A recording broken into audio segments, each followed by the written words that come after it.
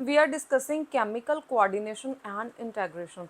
So in this video lecture, I'm going to discuss about second part under this chapter.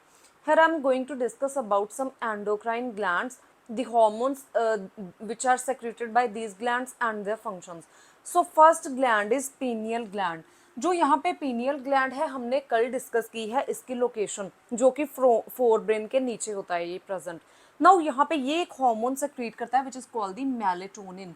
जो melatonin hormone है it regulate the diurnal rhythms of body. जो हमारी body है ये एक biological cycle को follow करती है. तो ये जो बायोलॉजिकल साइकिल है हमारी बॉडी में विच is also called the circadian rhythms, इसको रेगुलेट करता है मेलेटोनिन. जैसे कि हम दिन के टाइम जो है अलर्ट होते हैं, अपने काम करते हैं, और रात के टाइम हम सोते हैं. क्यों? Because of this melatonin.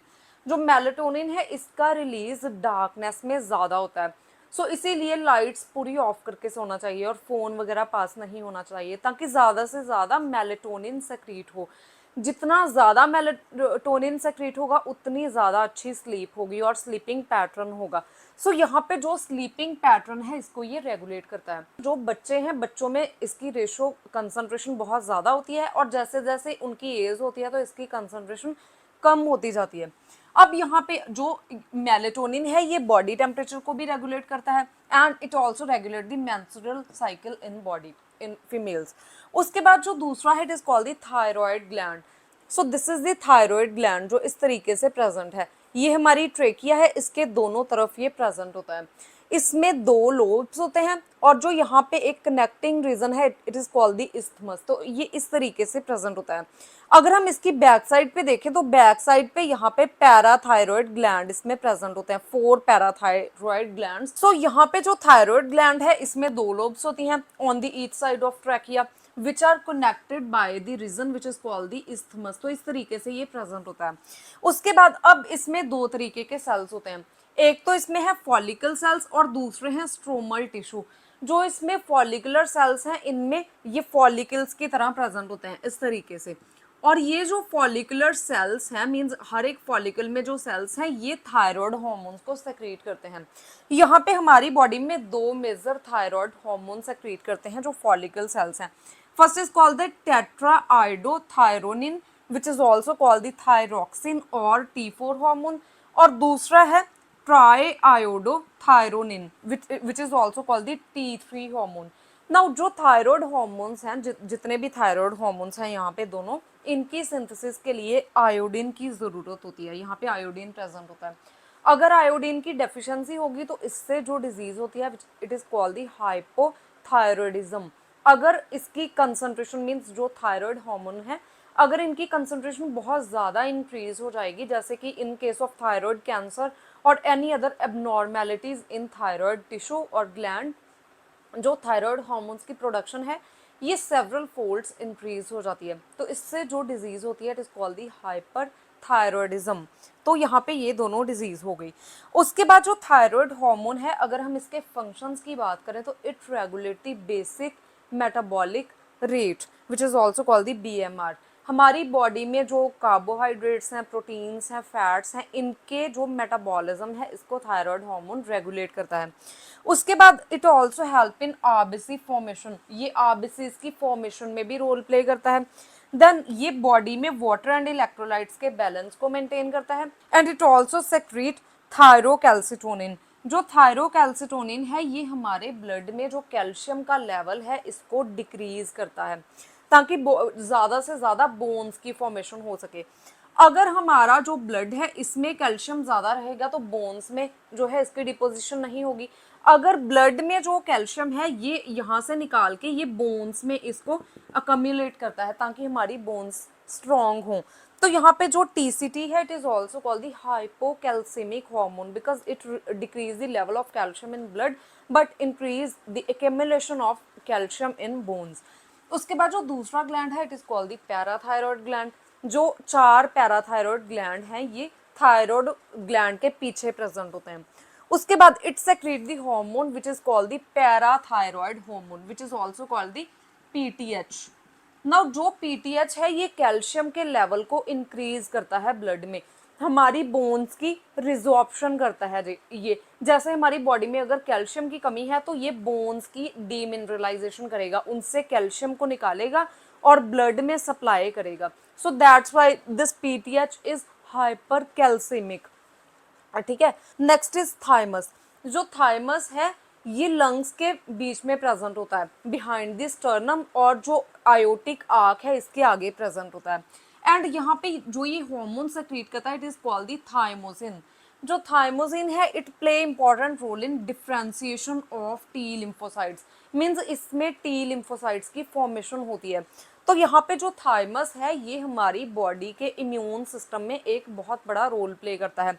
जो टी लिम्फोसाइट्स हैं they induce the cell mediated immunity. So यहाँ पे ये हमारी बॉडी की जो सेल मीडिएटेड इम्यूनिटी है इसको मेंटेन करके रखता है with the help of the production of this T lymphocytes. And it also promote the production of antibodies.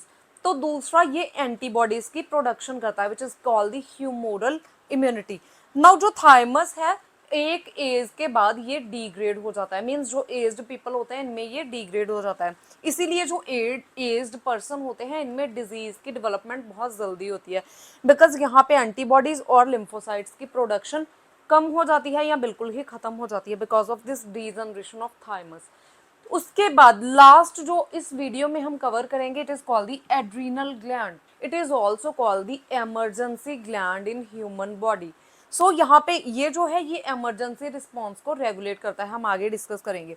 सबसे पहले जो एड्रीनल ग्लैंड है इसमें दो डिविजन्स होती हैं, एक तो है इसका कॉर्टेक्स वाला रीजन और दूसरा है मेडुला। जो बाहर वाला है ये कॉर्टेक्स है और अंदर वाला जो है ये एड्रीनल मेडुला होता है। इसकी स्ट्रक्चर हमने किडनी में देखी थी कि किडनी के ऊपर, हर एक किडनी के ऊपर दो एड्रीनल ग्लैंड्स प्रेजेंट होते हैं। यहाँ पे इस तरीके से किडनी है इसके ऊपर एड्रीनल ग्लैंड प्रेजेंट है।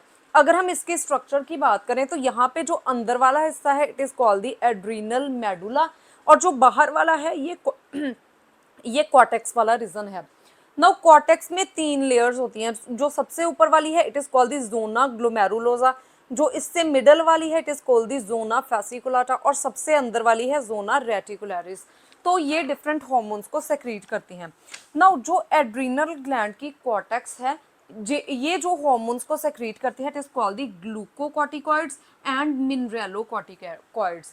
जो ग्लूकोकॉर्टिकॉइड्स हैं ये हमारी बॉडी में जो ग्लूकोज का मीन्स ग्लूकोज की प्रोडक्शन है इसको इंक्रीज करते हैं। जब हमें बहुत ज़्यादा एनर्जी की ज़रूरत होती है, हम एक्सेस में एक्सरसाइज करते हैं, तो यहाँ पे ग्लूकोकॉर्टिकॉइड्स बॉडी में सेक्रीट करता है adrenal cortex of adrenal gland, ताकि हमारी बॉडी में ज़्यादा से ज़्यादा ग्लूकोज की प्रोडक्शन हो। तो इस ग्लूकोज की प्रोडक्शन के लिए क्या होता है कि जो हमारी बॉडी में ग्लाइकोजन प्रेजेंट होती है, ग्लाइकोजन की फॉर्म में ग्लूकोज स्टोर होता है, तो ये ग्लाइकोजन ब्रेक डाउन होने लगती है विच इज कॉल्ड द ग्लाइकोजेनियोलाइसिस। इससे ग्लूकोज की प्रोडक्शन होती है। उसके बाद यहाँ पे ग्लूकोनियोजेनेसिस होती है। ग्लूकोनियोजेनेसिस मीन्स किसी भी नॉन कार्बोहाइड्रेट सोर्स से जब ग्लूकोज की प्रोडक्शन होती है, जैसे प्रोटीन से, फैट से जब ग्लूकोज की प्रोडक्शन होती है तो it is called the gluconeogenesis. तो ये स्टिमुलेट करता है ग्लूकोनियोजेनेसिस को। देन लिपोलाइसिस को, मींस लिपिड्स टूटते हैं। जब लिपिड्स टूटते हैं तो कीटोन बॉडीज की प्रोडक्शन इंक्रीज होती है हमारी बॉडी में। उसके बाद प्रोटियोलाइसिस, प्रोटीन्स भी ब्रेक होते हैं ताकि हमारी बॉडी में ज़्यादा ग्लूकोज हो जाए और उस ग्लूकोज को हम ब्रेक करके एनर्जी रिक्वायरमेंट्स को पूरा कर पाएँ। तो ग्लूकोकॉर्टिकॉइड्स सेक्रेट होते हैं जब हमें एक्सेसिव एनर्जी की ज़रूरत होती है। उसके बाद यहाँ पे जो ग्लूकोकॉर्टिकॉइड की एक टाइप है which is called the cortisol. It produce the anti inflammatory reaction.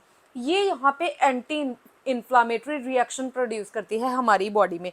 And it also delay the immune response. So ये इम्यूनोसप्रेसिव होते हैं, इम्यून रिस्पॉन्स को डिले करवाते हैं। Then they also stimulate the production of RBCs.